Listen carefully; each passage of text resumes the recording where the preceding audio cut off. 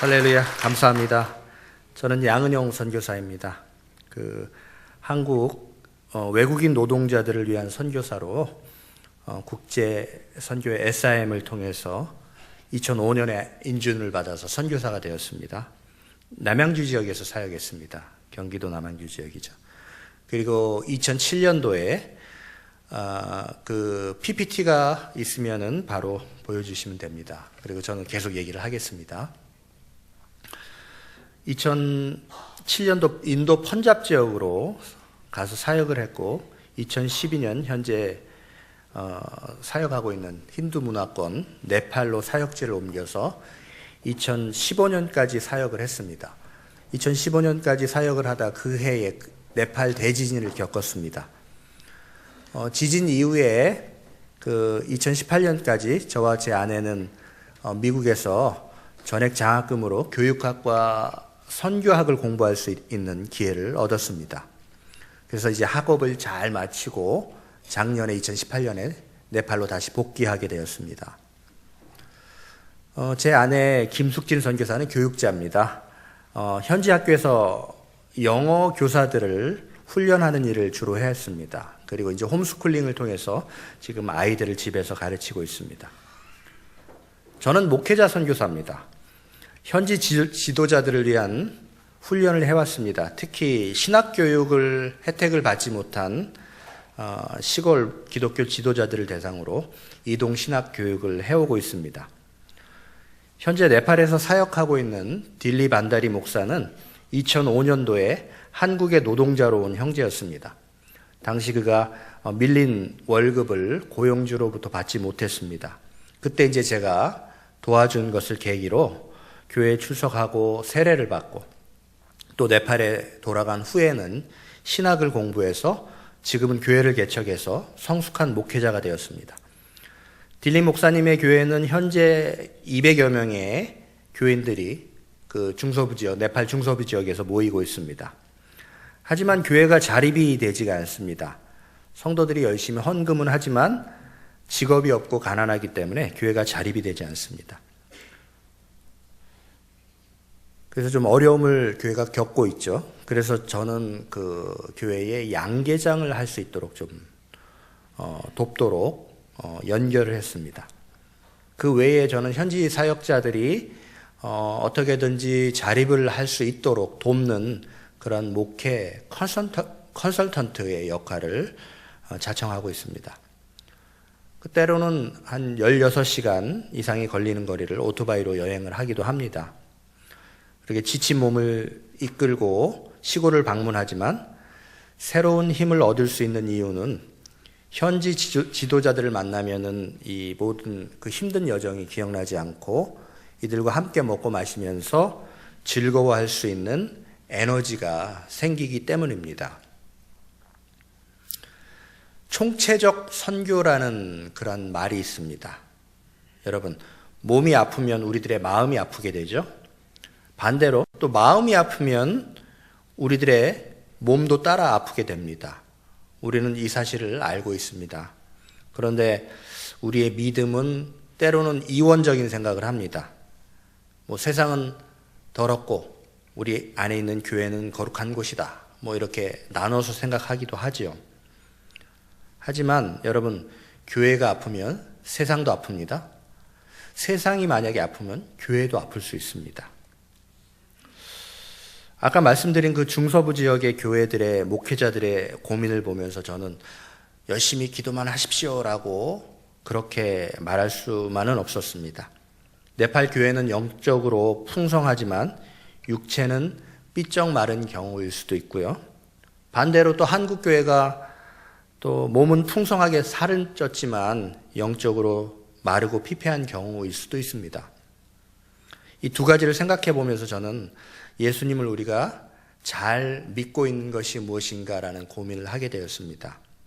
영적으로나 혹은 육적으로나 한쪽으로 치우치는 것은 그렇게 한쪽만 잘 된다는 것, 그것은 어떤 편견을 가져오는 일이라고 생각을 했습니다. 그래서 그런 시각으로 선교도 우리가 어떤 한쪽으로 치우치지 않도록 균형 잡힌 사역을 해야 된다라고 생각을 했습니다. 전통적으로 우리가 선교를 이야기하면은 교회 개척과 교육, 빈민 구제 뭐 등등 여러 가지 카테고리를 이렇게 정해놓고 사역을 해왔죠. 그런데 요즘 선교의 방법들이 변하고 있습니다. 과거에는 생각지 못했던 그러한 여러 가지 영역들이 이제는 선교의 귀한 도구로 쓰여지고 있고 열매를 맺고 있는 것이죠. 그 다음 슬라이드를 보여주시면 위 그림을 보시면은 차이가 있는데요. 어떤 극명한 차이가 있나요? 한쪽은 울타리가 없어요. 한쪽은 방목하는 그림이죠. 그 울타리가 있으면 밖으로 나가지 않으니까 관리하기 편하겠죠. 그죠? 그런데 울타리가 없으면은 소들이 멀리 가요. 양들이 멀리 가는데, 그런데 아무리 멀리 가도 다시 돌아올 수 있다고 그래요. 그 이유는 단 한 가지랍니다. 그 방목된 그 울타리 중심에는 뭐가 있냐면 우물이 있답니다. 우물이 있기 때문에 아무리 멀리 간 양이라도 밤이 될 때 다시 그 우물을 찾아서 중심으로 모여서 같이 모여 있게 된다고 합니다. 우리들의 교회의 모습이 이래야 하지 않을까 저는 생각을 해봅니다. 그리고 우리들의 선교하는 모습이 이래야 되지 않을까 생각을 합니다. 우리 안에 예수 그리스도가 있으면, 우리 중심에 예수 그리스도가 있으면 특별히 울타리를 칠 필요가 없는 것 같습니다. 울타리가 없이 모든 믿지 않는 사람, 모든 사람들에게 접근할 수 있고 그들이 올 수 있게 하는 그런 좋은 이 세상에 우리는 살고 있습니다. 그리고 선교는 하나님의 선교입니다. 이 선교는 교회가 선교를 시작한 것이 아닙니다. 인류가 죄악에 빠진 그때부터, 아무도 그분의 이름을 부르지 않았을 그때부터 하나님 그 자신이, 하나님 당신께서 선교를 시작하셨습니다. 바로 예수 그리스도를 이 땅에 첫 번째 선교사로 보내주셨던 것이죠. 그렇기 때문에 선교의 주체가 선교사가 아닙니다. 그리고 교회도 아닙니다. 바로 선교의 주체는 하나님이십니다. 우리는 그 선교에 동참할 영광스러운 부르심을 받은 그 이름도 아름다운 주님의 동역자입니다. 우리는 동역자죠. 저에게도 선교사라고 불러주시지만 사실은 저는 하나님의 동역자일 뿐입니다. 여러분들도 하나님의 동역자이시죠. 그렇기 때문에 우리는 이 교회는 하나님의 부르심에 믿음으로 의롭게 반응하는 것이 굉장히 중요합니다. 그렇기 때문에 파송된 선교사와 교회가 긴밀하게 후원하고 또 소통하고 협력하는 것이 굉장히 중요하죠. 저는 선교지에서 탁구장을 시작한 첫 번째 선교사가 되었습니다. 웬 탁구장이냐고요? 저는 탁구 선수 출신이 아닙니다. 2014년에 탁구를 시작했습니다. 아까 그림에서 잠깐 보셨듯이 제가 오토바이를 타고 장거리를 막 한 1000km 이상을 이렇게 갔다 오면은 카트만두로 돌아오면 그 몸이 아파요. 병이 납니다. 그래서 이러면 안 되겠다. 운동을 좀 시작해야겠다 해서 가장 카트만두에서 적합한 운동이 실내 운동이에요. 카트만두는 굉장히 매연이 심해서 밖에서 조깅을 하거나 그러기 어렵습니다. 그래서 운동을 그렇게 시작했는데 네팔 사람들과 어울려 운동을 했는데 네팔 분들을 보니까 4대의 탁구대가 이렇게 있고 거기에 수십 명이 모여 있는 거예요. 그래서 잘 치는 사람이 앞에 있으면 그 건너편에 한 10명, 20명 정도의 청소년들이 줄을 서서 자기 공을 가지고 이렇게 자기 차례를, 공이 또 떨어지면 또 그 다음 사람이 치고 그런 식으로 운동을 하는 것을 제가 봤습니다. 그러면서 이분들을 어떻게 내가 도울 수 있을까라는 고민을 가지고 있다가 제가 탁구장을 하면 좋겠다라는 생각을 했습니다. 그래서 한국에서 탁구대를 공수해 가지고 와서 7대를 탁구장을 가지고 이제 탁구장을 시작을 했습니다. 그래서 탁구를 시작하면서 제가 발견한 것이 몇 개 있는데요. 이 구기 종목 중에서 가장 그 상대방과의 거리가 짧은 운동이에요. 그리고 상대방의 표정을 잘 읽을 수 있어요. 그리고 반드시 상대방이 있어야 하고요. 실력이 좋은 사람이 실력이 낮은 사람을 좀 배려하면서 운동을 해야 돼요. 제가 탁구장에서 예수님을 믿는 사람을 한 사람도 못 봤어요. 정말 황금어장이었죠. 그래서 그 사람들에게 복음을 전할 기회가 막 찾아다니지 않아도 탁구장을 시작을 하니까 생기기 시작했습니다. 그래서 제가 전통적인 건물을 짓는 것보다 탁구장을 하는 것이 더 사역에 필요하겠다라는 그 필요를 느꼈습니다. 그래서 이 탁구장을 저는 교회라고 생각을 합니다. 제가 고민하고 있는 부분 중에 하나가 네팔의 미래입니다. 이 네팔의 복음화가 지금 약 3% 정도 되고 있어요. 굉장히 아주 급속하게 크리스찬들이 자라고 있습니다. 해마다 기독교인들이 25%의 기독교인들이 그 안에서 자라나고 있어요. 굉장히 아주 급속하게 기독교인들이 자라나고 있는 나라 중에 하나입니다. 중국, 네팔입니다. 그런데 제가 그 네팔 기독교인들이 자라나는 것으로 그것이 예수 믿는 사람들이 많이 있는 것도 굉장히 중요한데, 그런데 그 예수 믿는 사람들이 그 사회에 어떤 역할을 해야 되느냐라는 것에 대한 고민을 했습니다. 왜냐하면 여러분, 우리나라 바다가 그 바다에 있는 염분이 3%예요. 소금물에 그 바다가. 그런데 그 3%의 염분이 우리가 바닷물을 맛볼 때 짜게 느껴지잖아요. 그런데 만약에 우리가 크리스찬이 3%가 넘었어요. 5%, 10%, 15%, 20%가 되었어요. 그런데 짠맛이 느껴지지 않는다면, 그 사회가 변화되지 않는다면 이것은 우리가 심각하게 생각해 봐야 할 것입니다. 그래서 저는 네팔을 생각하면서 함께 크리스찬들이 많아지고 복음이 잘 전해지는 것과 함께 이분들이 그 사회에서 각자의 역할을 할 수 있도록 돕는 일을 하는 것이 바로 선교겠구나라는 생각을 해봤습니다. 그래서 저는 하나님께서 저에게 주신 달란트는 바로 교육 분야였습니다. 제 아내 김숙진 선교사는 교육학 박사를 했고요. 그리고 이제 저는 선교학 박사를 하면서 계속해서 목회자들을 훈련하고 또 한국어도 네팔 분들에 가르쳤어요. 그래서 이런 말이 있습니다. 10년을 생각하면 나무를 심고 100년을 생각하면 사람을 심으라, 이런 말이 있습니다. 제 생각에는 예수님이 100년 안에는 오실 것 같은데 그렇게 오랜 시간을 투자해야 하는 이 인재 양성을 이렇게 꼭 해야 되나라는 그런 회의가 들기도 하죠. 하지만 우리는 답을 분명하게 얻을 수 있습니다.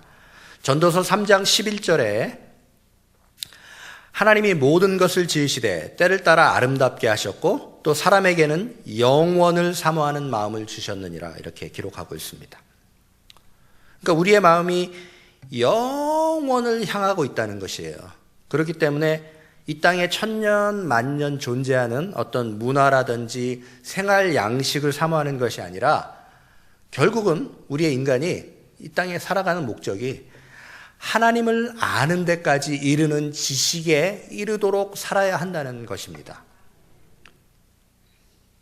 우리가 매일 이렇게 와서 예배드리고 또 그리고 말씀을 듣고 그리고 하나님께 가까이 가고자 하는 그 지식으로 계속 갈망하고 있잖아요. 그런 가운데서 우리의 선교가 필요합니다.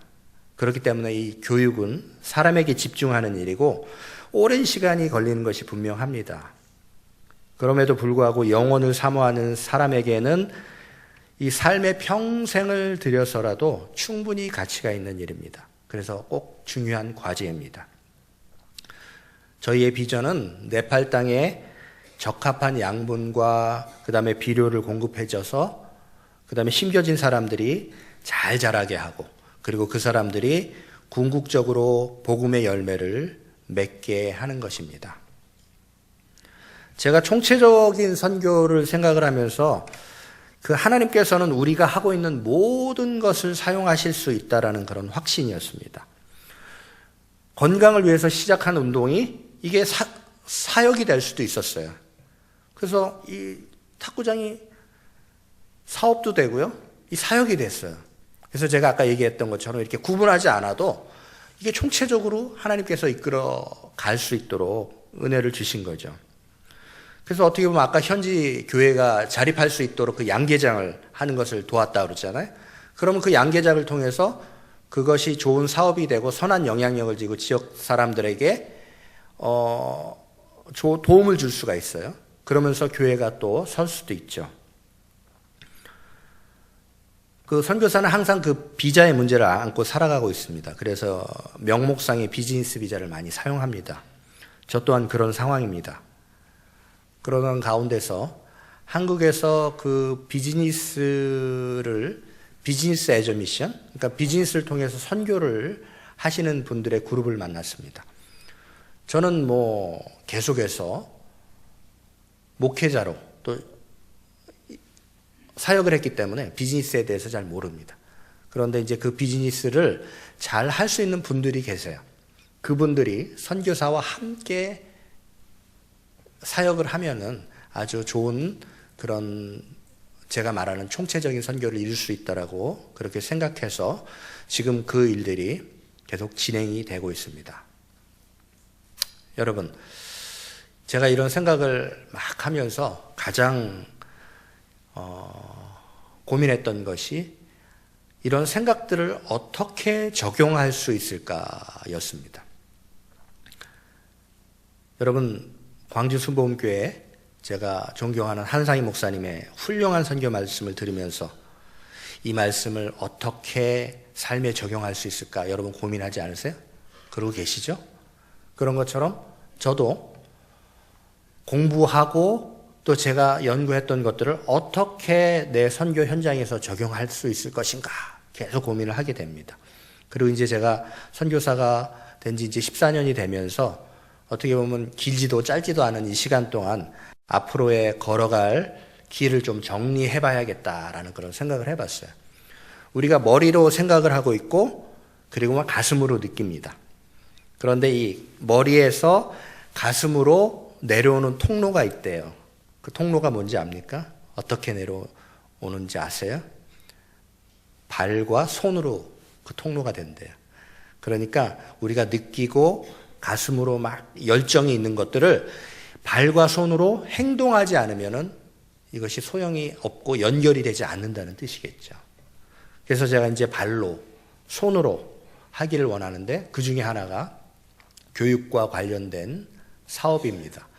그래서 한국어 교육이라든지 그 다음에 직업교육 또 특별히 MK를 위한 국제학교에 대한 그런 교육을 이제 하려고 합니다. 특별히 제 아내 김숙진 선교사는 국제학교에서 현지 공립교사 교육에 많은 경험을 가지고 있어요. 하나의 학교를 세우면은 그 학교에게만 혜택이 주어지죠. 하지만 많은 교사들에게 영향력을 주면 여러 학교가 그 영향을 미칠 수가 있습니다. 그래서 김 선교사는 특히 교사 훈련 프로그램을 하기를 원하고 있는데요. 특히 실력이 있고 헌신된 영어와 네팔리 이중 언어 교사를 양성하기 위해서 준비하고 있습니다. 그 교사 훈련 센터가 필요합니다. 요즘 네팔에는 그 영어 교육이 굉장히 붐입니다. 그래서 영어 교육이라면 아주 비싼 등록금을 사립학교에서 내더라도 그 대가를 치르더라도 그 부모들이 네팔 가난한 나라예요. 그런데도 영어 교육과 관련된 교육은 부모가 빚을 지더라도 그 지불을 하면서 그 영어 교육을 할 수 있도록 돕고 있어요, 부모들이. 그래서 이 교육과 관련돼서 제대로 된 우리가 학교를 하는 것이 필요하겠다 생각해서 기일들을 계속 준비하고 있습니다. 이 학교는 우리가 흔히 생각하는 그냥 사립 기독교 초등학교가 아니라요. 어떤 가난한 아이들이 혜택을 볼 수 있고 그리고 이 학교를 통해서 네팔의 미래가 준비되는 학교가 되기를 소원하고 있죠. 그리고 또 한 가지는 이제 스포츠 교육입니다. 제가 탁구를 이제 시작을 했고 탁구 하시는 분들이 연결이 됐는데요. 네팔 국가대표 탁구 선수들이 연결이 됐어요. 그래서 이분들이 탁구 국가대표긴 하지만 우리 한국보다는 수준이 아주 많이 낮아요. 그래서 이분들은 한국 국가대표 누가 있으면은 굉장히 아주 그냥 우러러 보게 되죠. 그래서 한국에서는 양영자 감독, 여러분 잘 아시는 88 올림픽 금메달리스트잖아요. 그분과 박지영 감독, 지금 현재 국가대표 상비군 감독이십니다. 이 두 분이 이제 네팔에 방문하셨어요. 예, 다음 그림들을 보여주시면요. 네팔에 방문하셔서 이분들이 탁구 코치들을 위한 교육과 그 다음에 이제 선진 탁구에 대한 그런 아이디어를 계속해서, 네, 다음 그림 보여주세요.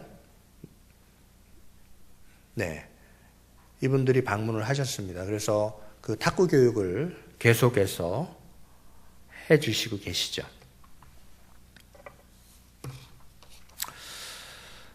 저는 선교사가 항상 이렇게 무엇을 이렇게 요구한다, 선교사를 이렇게 맨날 받아야 된다라는 그런 것을 생각하면서 마음이 참 어려웠던 적이 있어요. 그래서 저는 이렇게 선교사가 항상 이렇게 받는 게 아니라 뭔가 이렇게 좀 줄 수 있었으면 좋겠다라는 그런 고민을 많이 했습니다.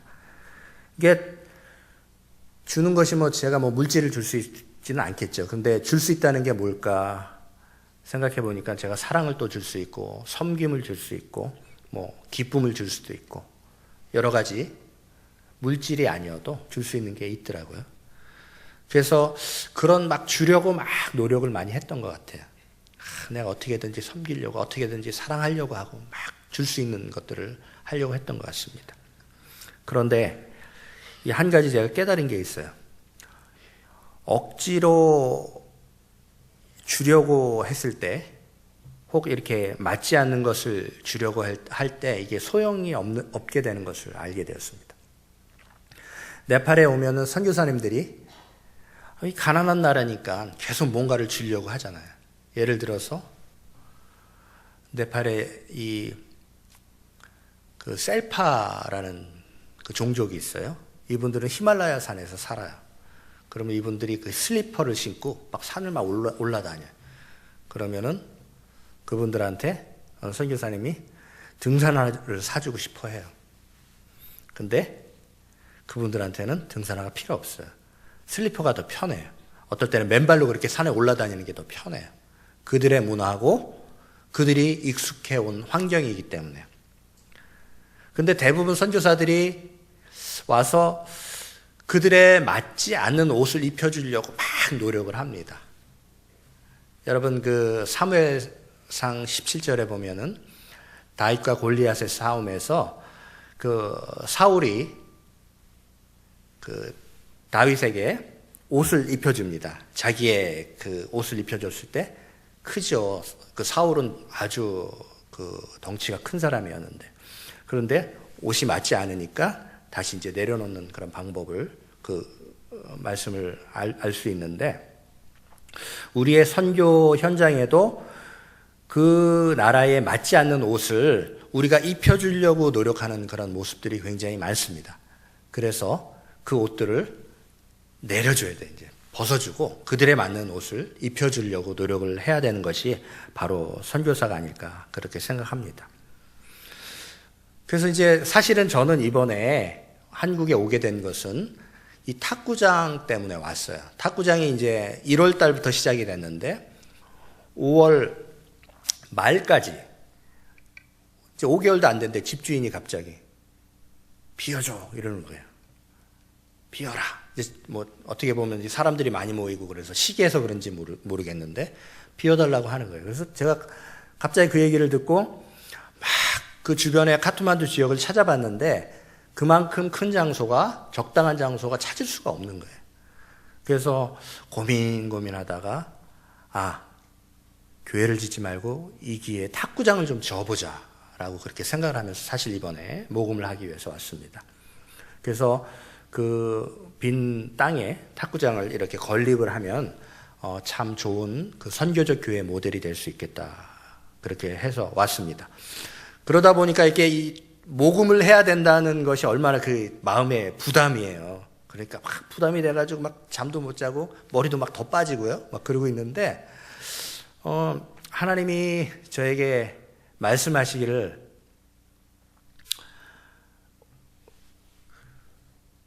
네가 나한테 공급받지 않은 것을 다른 사람에게 주려고 하면 너만 힘들어라고 그렇게 말씀하셨어요. 그러니까 하나님이 주신 것을 내가 받아서 그냥 주는 거는 내가 통로의 역할만 하면 되거든요. 그러면 쉬워요. 그거 뭐 어려운 거 아니잖아요.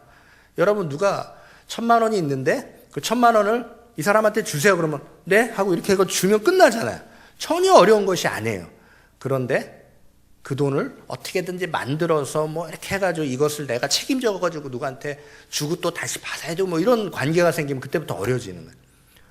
우리가 하나님과의 관계가 하나님이 우리에게 주시는 것을 받아서 그냥 전달하는 것이면은 그리고 우리들의 역할이 거기까지여야만 되는데 때로는 우리가 하나님의 자리에서 모든 것을 만들어내려고 하고 모든 것을 다 하려고 하는 그런 모습을 보게 되는 거죠. 그래서 나는 수로의 역할만 하면 되겠다. 수로가 뭡니까? 어떤 수도관은 넓은 수도관이 있고요. 좁은 수도관이 있죠. 그게 물이 흐르는 양은 적거나 크거나 틀려요. 중요한 거는 딱 하나밖에 없어요. 그 수도관이 녹슬지 않아야 된다는 거예요. 깨지지 않아야, 새지 않아야 되고 그 안이 깨끗해야 된다는 거죠. 그러니까 내가 하나님 앞에서 깨끗한 통로로만 사용되면 되겠다. 내가 깨진 사람이 되면 안 되겠다. 내가 좁거나 넓거나 그런 상관이 없어요. 내가 깨끗하고 깨지지 않는 수로가 돼야겠다라는 그런 생각을 하게 되었습니다. 그렇게 생각을 했더니 뭐 전혀 부담이 되지 않은 거예요. 그래서 이제 내일 모레 한국으로 네팔로 돌아갑니다.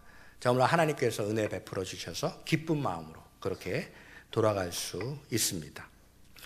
여러분 오늘 아까 읽었던 느헤미야 4장, 느헤미야가 성벽을 건축할 때 방해하던 산발렛 일행들이 이제 곧 쳐들어온다는 이야기를 듣고 느헤미야가 이제 그 리더십을 발휘하는 배경이 바로 오늘 본문 말씀인데요.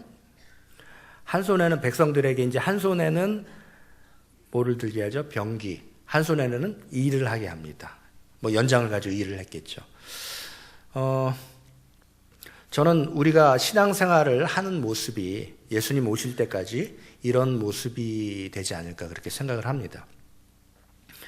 우리가 이렇게 문제가 있지만 그 문제 앞에서만 그렇게 매달려서 살 수 없는 환경이 됩니다. 뭐 예를 들자면 이런 거죠. 내가 좀 더 헌신하고 교회 봉사하고 싶지만 그렇게 할 수 없는 우리들의 모습을 보게 되죠. 왜냐하면 또 가족도 돌봐야 되죠. 돈도 벌어야지 생활을 하죠. 그러니까 이 한 손에는 사역을 하고 한 손에는 일을 해야 되는 그런 상황이 있죠. 그러니까 무언가를 전력하고 싶지만 그렇게 되지 않은 그런 때가 있습니다. 그 느헤미야의 리더십 아래 있었던 그 이스라엘 백성들도 한 손에는 이 현재의 일들을 해야 됐고요. 한 손에는 보이지 않는 그 미래를 대비하는 그런 일을 했던 것으로 보입니다.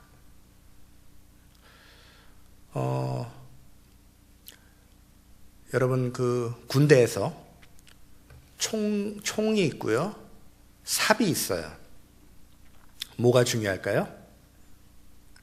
물론 총이 중요하죠. 또 총알이 없으면 안 되겠지만 어쨌든 총이 중요하죠. 그런데 저는 그 삽의 중요성도 총과 동일하다고 생각합니다. 무슨 얘기냐면 만약에 그 삽으로 참호를 파서 나의 몸을 잘 숨기고 엄폐할 수 없다면 총을 가지고 노출되어 있으면은 싸움을 제대로 할 수 없죠. 금방 죽겠죠. 상대방이 공격할 때에 내가 노출돼서 죽겠죠. 그렇지만 삽을 파서 잘 나를 숨기고 조준해서 사격을 하면 내가 전쟁에 승리할 확률이 높겠죠. 우리에게도 하나님 앞에 여러분에게 주어진 그런 과제가 있는데요. 여러분의 그런 영적인 삶과 더불어서 현재의 삶에서 하나님께서 최선을 다해서 살라고 한 손에 연장을 주셨을 겁니다. 그것이 여러분의 직장, 가정, 환경이 될 수 있는데요. 그것을 잘 감당하실 때에 우리의 미래가 뭡니까? 예수님 오시는 날, 그때에, 우리가 천국 갈 때에, 그때에 하나님을 기쁘게 맞을 수 있지 않을까 생각을 합니다. 우리는 참 변화를 두려워하죠. 그런데 하나님 앞에서 우리는 미래를 위해서 준비해야 됩니다. 그래서 미래를 준비하는 균형 잡힌 믿음의 생활을 해야 됩니다. 마지막으로 광주 수목음교회를 섬기시는 한상희 목사님, 그리고 이제 목회자분들, 그리고 장로님들, 그리고 모든 권사님들과 모든 또 재직들, 여러분들이 주님 안에서 건강하시고 항상 균형 잡힌 그런 믿음의 삶을 사시기를, 그리고 또 이 빛골 광주에서 빛의 역할을 아까 말씀드렸던 그런 여러분들이 이 빛골 광주의 3%의 역할을 감당해서 충분히 짠맛을 내고 그 빛의 역할을 감당할 수 있는 여러분이 되기를, 여러분 광주 수목교회 모든 지체 여러분들이 되기를 주님의 이름으로 축복합니다.